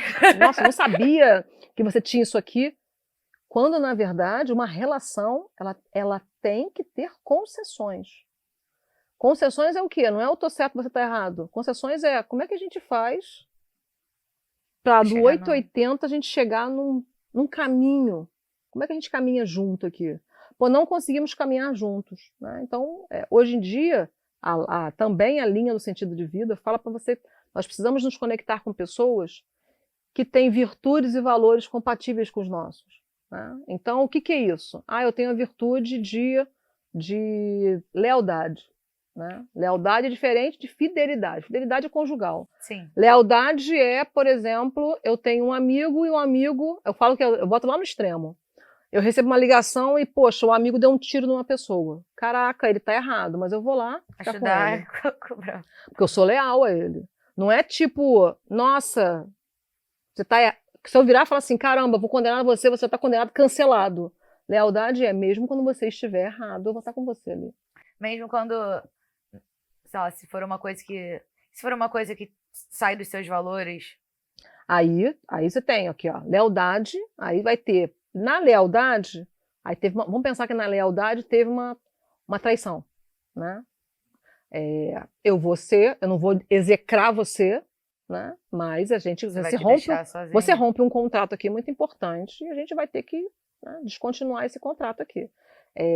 Na verdade, o que acontece? A lealdade num relacionamento é tipo, uma pessoa está numa situação muito ruim. Eu estava vendo uma entrevista da Preta Gil, com a blogueirinha falando a respeito disso. Aquilo é total falta de lealdade. Não sei o que lá, poxa, o cara podia ter feito o que quisesse com um monte de mulher depois, gente. O mundo não está acabando. Então aquilo é lealdade. Por quê? Porque eu posso não querer mais estar com você como mulher. Mas eu estou aqui com você passando por isso. Na hora da mazela. Eu só testo lealdade na hora da mazela. Não é na hora do churrasco. É na hora da mazela.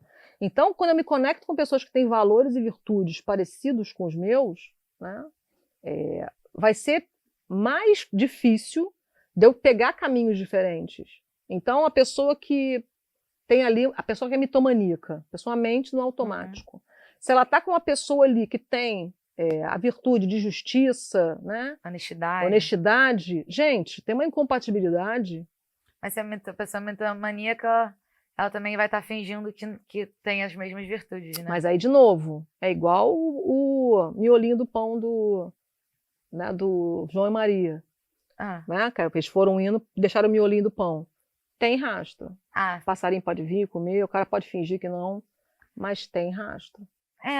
Eu sinto que algumas pessoas, acho que a maioria das pessoas, né, tem uma dúvida que até que ponto é razoável eu ceder num relacionamento e até que ponto eu posso estar cedendo uma coisa e acabando entrando num relacionamento tóxico, sabe? Acho que as pessoas às vezes têm dificuldade de medir isso, ainda mais porque a gente tem medo, né? Sim, e é muito difícil mesmo, né? Então, por exemplo, você pega, às vezes, porque a gente tem que tomar cuidado para acontecer o quê? Eu tenho um sentido e um objetivo, e aí os fins justificam os meios. Poxa, não, eu não posso me perder de mim porque eu quero aquele objetivo ali a longo prazo. Então eu tenho que ter os meus limites. E, de novo, Quais são as virtudes dessa pessoa, a virtude regente dessa pessoa aqui? Isso aqui, na hora que eu precisei, na hora que eu estava mal, essa pessoa veio ao meu socorro com esses princípios aqui, que eu iria ao socorro dele também. Essas coisas vão me fazer tolerar outras coisas, né? Porque, de novo, se a gente acorda, eu falo o seguinte, se a gente acorda tem dia que a gente não quer ver a nossa cara, imagina a gente com outra pessoa. Como que seria fácil? A paixão passa. A paixão dura no máximo 2 anos. E também, se a gente ficasse apaixonado o tempo todo, a gente morria de ataque cardíaco. Não dá. Ai, nossa, meu coração pula toda vez que eu te vejo. Meu amigo, vai morrer. Eu tenho que ir no médico, eu tenho que ver isso aí. Você vai morrer. Porque tem 10 anos, seu coração pula o tempo todo. E aí isso é outra coisa também. Né? Tem pessoas que só querem a paixão. Eu imagino que são pessoas que estão mais predispostas a ouvir uma mentira. Sim, ao canto da sereia. E aí são vítimas, a maior vítima de um psicopata, do narcisista, são as pessoas que estão ali querendo ouvir que chegou o príncipe encantado no cavalo branco. Né? Tipo, nossa, como é que você adivinhou que eu queria isso? Não é muito difícil adivinhar, né? A gente é mais previsível do que parece às vezes, não? Sim, sim. O ser humano que não está mal intencionado, ele é mais previsível. Está só vivendo a vida. Eu falo que é igual a pessoa, nossa, você não viu o ladrão chegar? Não, eu estava só vivendo. Eu estava lá, falando com a minha família, né? Distraindo. O cara estava lá. Quem que eu vou assaltar? É o psicopata. Eu não tenho como prever. Eu estou só vivendo a vida. Estou só procurando uma pessoa legal. O cara tá ali, caramba, o que eu dou para ela que ela pode, que ela vai acreditar? Ou o que eu dou para ele? Né? Tem mulheres... o número de psicopatia, tem uma pesquisa que fala de 3% de homens e 1% de mulher. Da população. Da população do mundo? Olha isso. Viu? Tem mais homem psicopata. Tem mais homem, 3 vezes mais. 3 vezes mais, é um fato. Tem uma amiga minha que vai lançar um livro em dezembro, que é Psicopatas Domésticos. Olha que título maravilhoso. Os que estão lá em casa, né?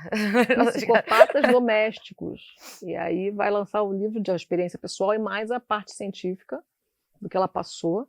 E é uma coisa surreal, que você olha e fala assim, gente, tem pessoas que passam por isso e não sabem que estão lidando com um psicopata. E sempre as pessoas mais próximas, né? Sempre as pessoas mais próximas. Mas é aquele negócio de começar também e de tudo caminhar muito rápido para ser fantástico.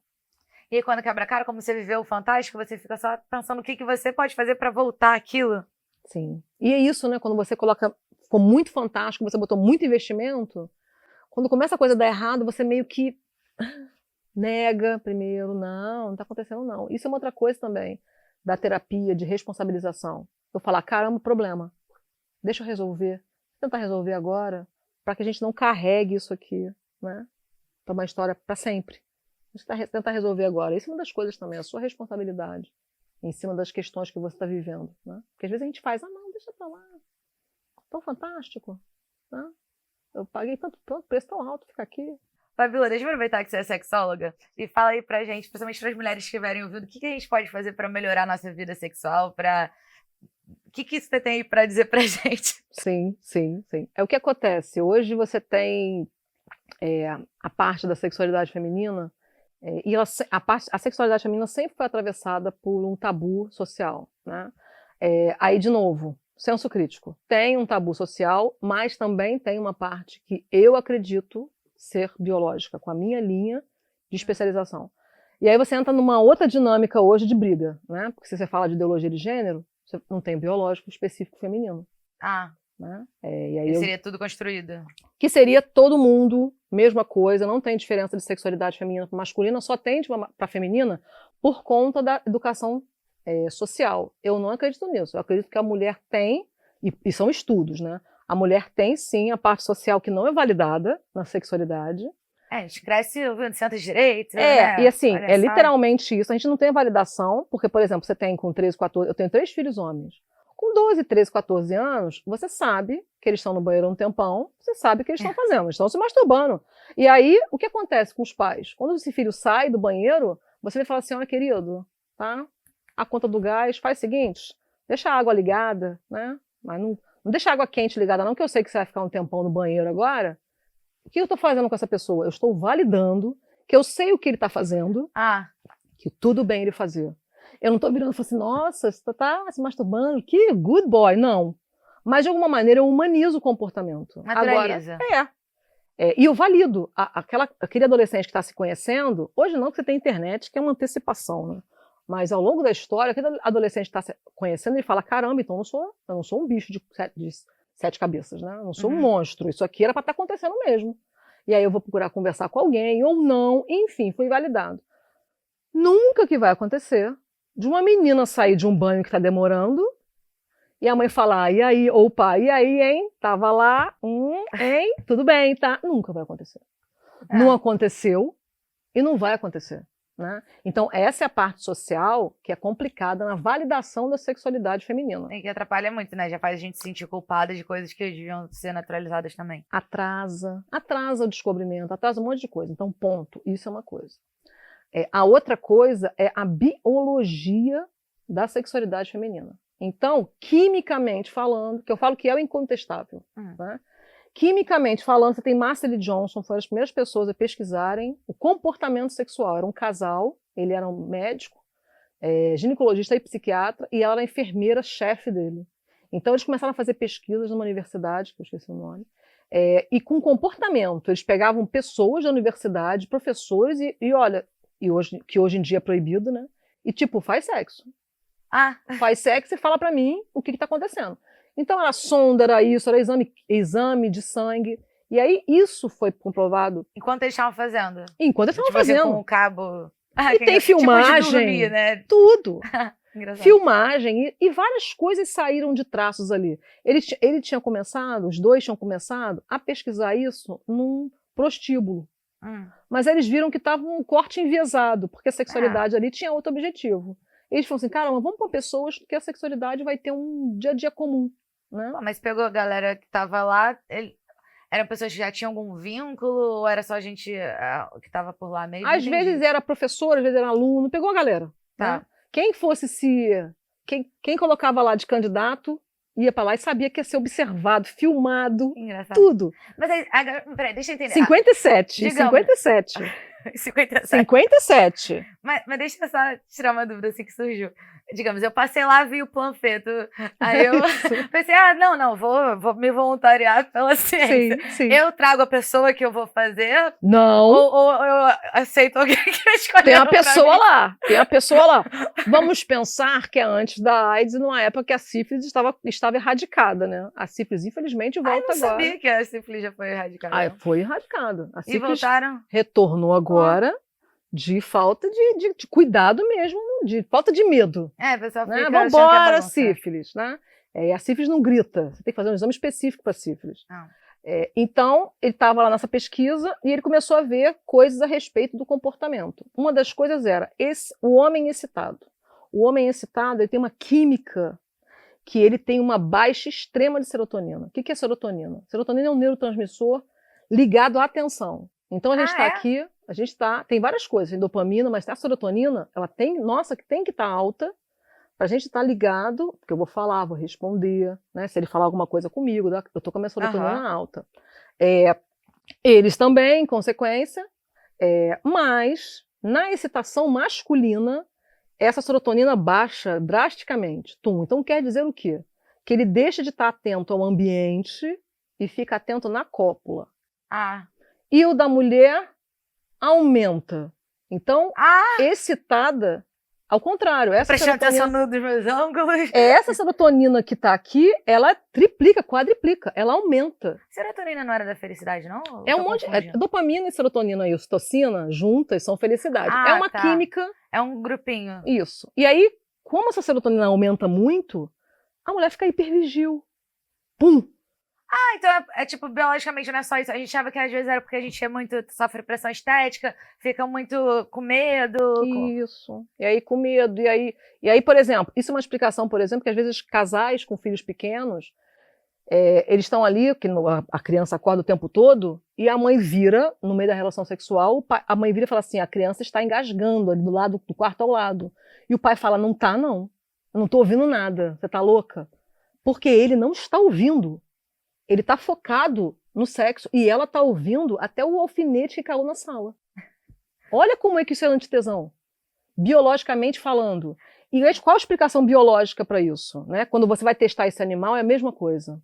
A explicação biológica para isso é, numa savana, né? A biologia ferra a gente, numa savana, o leão tem que estar ali focado na cópula, porque se ele não tiver o orgasmo, ele não tem reprodução. E a leoa tem que ficar atenta, porque se chegar o inimigo, ela fala, oi, leão. Ela fica de vigília. Oi, leão, vamos pegar a gente aqui, ó, deu ruim, para, leão. Entendi, é como se fosse um trabalho em equipe para manter a espécie e um tá vendo lá se dá tempo de... Isso, mas aí qual a diferença? A diferença é que a leoa não tem orgasmo. Não precisa ter orgasmo, não tem. Então, são poucos mamíferos que têm orgasmo. É o golfinho e esse macaco bonobo, o resto não tem. Gente? Tem o cio, que é a vontade de ter relação sexual para procriar. O que tem orgasmo é o macho. Da mesma maneira, tem pesquisas que falam que o orgasmo feminino é o evolutivo. Quer dizer o quê? Que não existia também. É? E se é evolutivo, deve ter alguma função? Tem a função da mulher querer ter a prática. Tá, porque senão também acabava a espécie aí, porque se não tá ganhando nada com isso, fica... Já tem o fardo de carregar a barriga sozinha. E aí o que acontece? Em cima disso, o Viagra masculino é um vasodilatador local, que é o quê? Irrigar de sangue o corpo cavernoso, só. E o Viagra feminino, que no Brasil não entra, porque a Anvisa proibiu, enfim, é um ansiolítico. Por quê? Para pensar menos.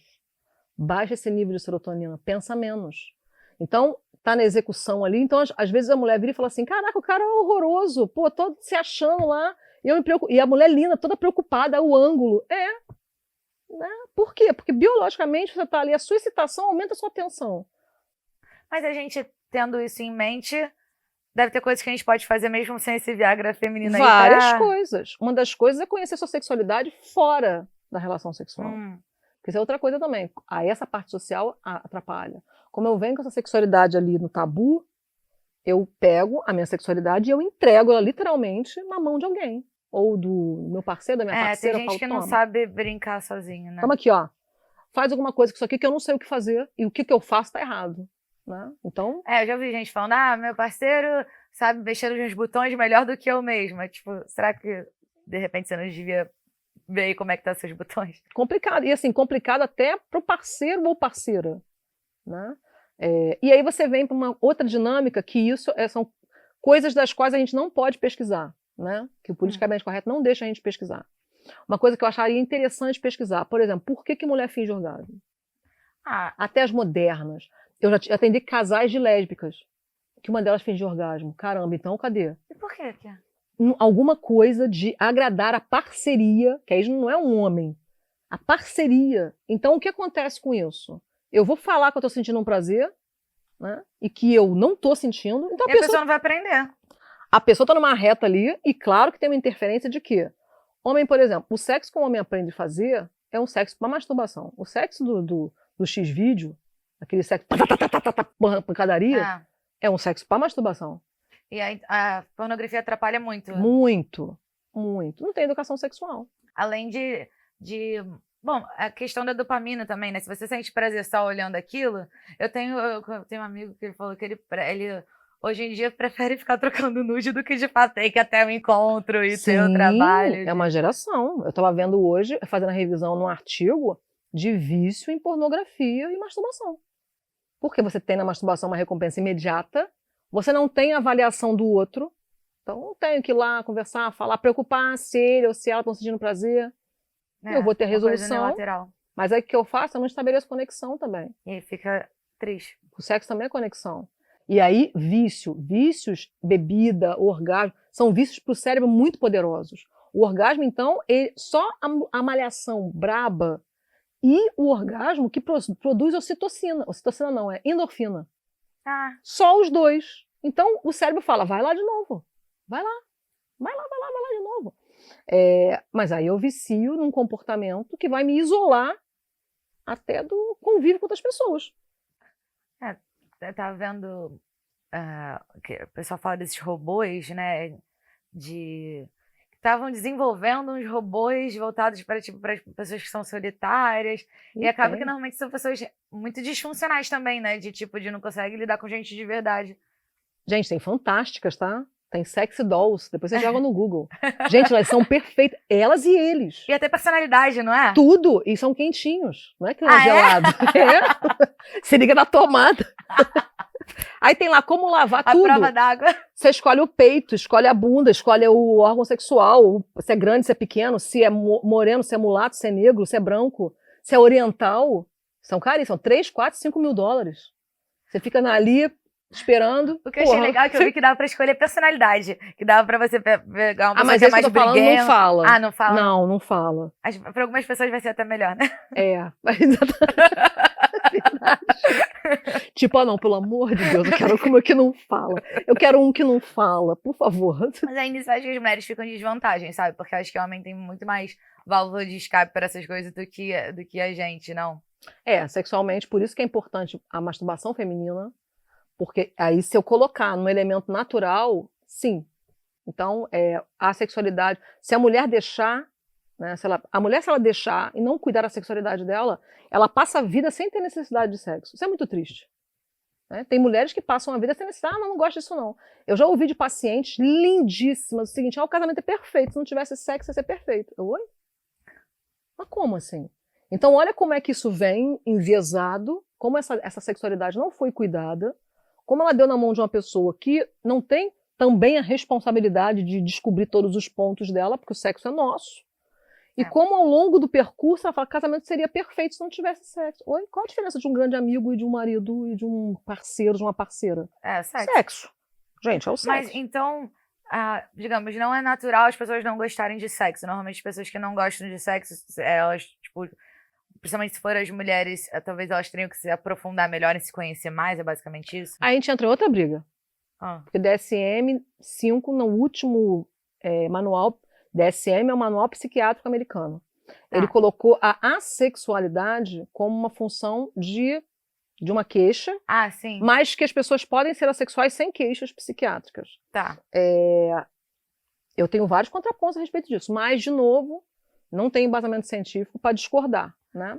Mas assim, digamos que a pessoa não se considera assexual, só não liga muito. Sim. Porque acho que tem muita gente, principalmente as mulheres, né, que como tem essas experiências ruins, ou pelo menos não boas, acaba que se priva. Porque você vai tentando e não gosta, tipo... Sim. Não é que não gosta porque... É isso que eu tô querendo chegar nesse ponto. Tipo, às vezes não é que não gosta porque não tem potencial de gostar ou porque seja sexuada.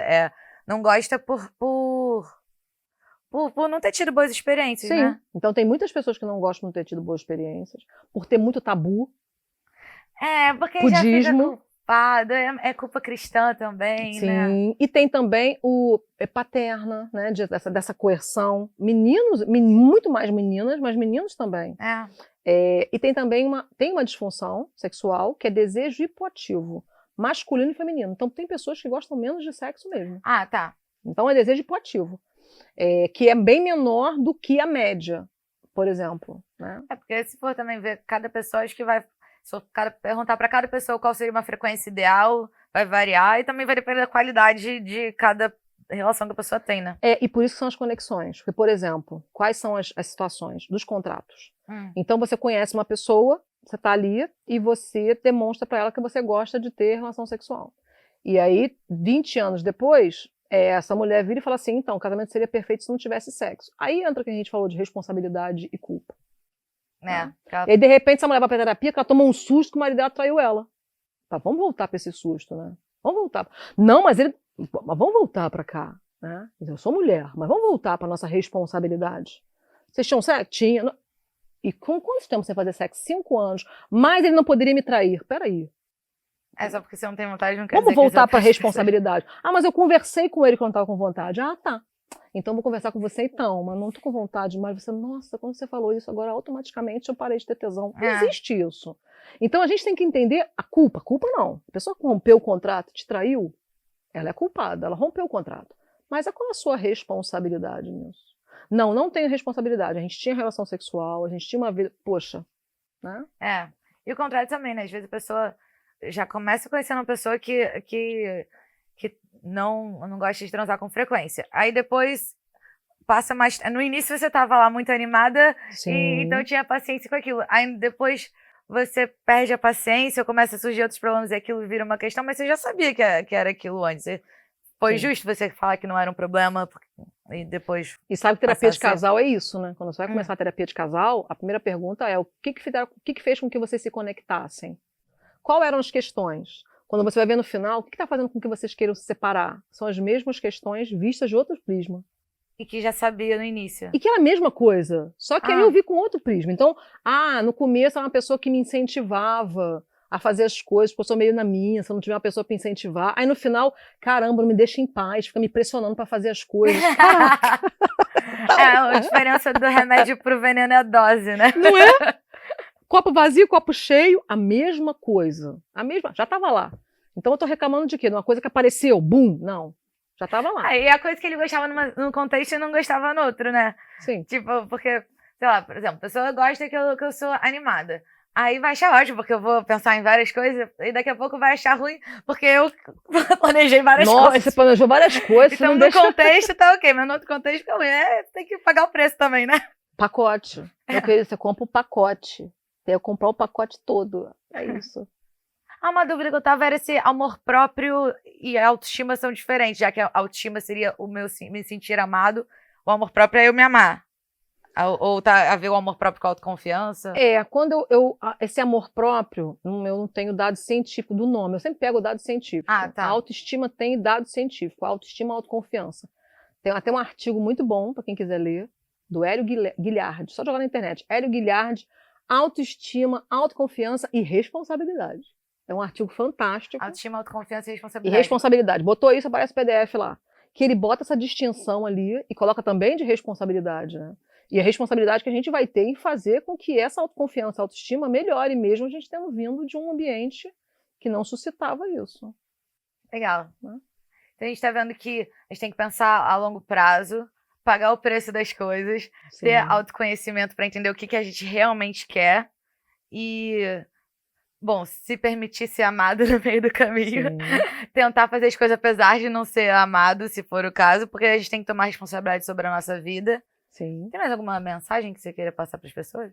Eu acho que é só isso mesmo, não é fácil. Quando eu falo assim, olha, as pessoas, mas e aí? É luta, né? Então, quando eu falo, olha, não é nem 8 nem 80. Então, o que está certo? Está certo que é luta. Então, a gente vai. Felicidade é o que acontece entre um pesar e outro, né? Então, eu vou lutar. Sentido de vida tem muita luta, abrir mão de muita coisa, né? Mas a longo prazo me traz motivação, o motivo pelo qual eu preciso me manter vivo aqui. E aí isso vai refletir em autocuidado, na minha saúde. Então, para eu ficar mais tempo aqui, eu tenho que me cuidar. Tenho que cuidar do meu corpo, tenho que cuidar da minha saúde. Uma coisa vai puxando a outra, né? Sim. Foram muitos assuntos, mas a Fabíola faz live no Instagram dela toda segunda-feira. Que horas que é? 7 horas da noite. E qual é o seu Instagram? É Fabíola Salustiano. Então, ainda a gente falou muito assunto, mas ainda tem muito mais. Então, vai no Instagram dela depois para acompanhar essas lives. Se você chegou até aqui, já se inscreve no canal, ativa o sininho, comenta aqui o que você achou, compartilha muito, dá seu gostei e nos vemos no próximo vídeo. O que foi? Não, vocês... O que foi? Eu ainda cheguei, Fabíola, muito obrigada por ter vindo. Eu trouxe um brindezinho pra você. A velinha Smells Like Butterfly. Sei que você gosta de vela, uns docinhos pra adoçar a vida. Agradecer por você ter vindo. Obrigada. Foi muito bom, fiquei feliz. Foi um prazer, fiquei muito feliz também. Foi ótimo. Beijo, gente. Até a próxima. Tchau, tchau.